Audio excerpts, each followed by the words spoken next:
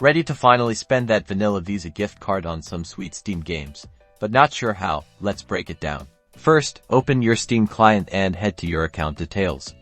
You can find this by clicking your profile name in the top right corner, then selecting account details. Next, click on Add Funds to your Steam wallet. This is how we'll get the gift card money onto your Steam account. Choose the amount you want to add. Keep in mind this amount must be less than or equal to what's on your vanilla Visa gift card, so check the balance of your card if you're unsure. Now, select Visa as your payment method. Don't worry that it's not specifically a vanilla Visa option. Visa is Visa. Here's the important part.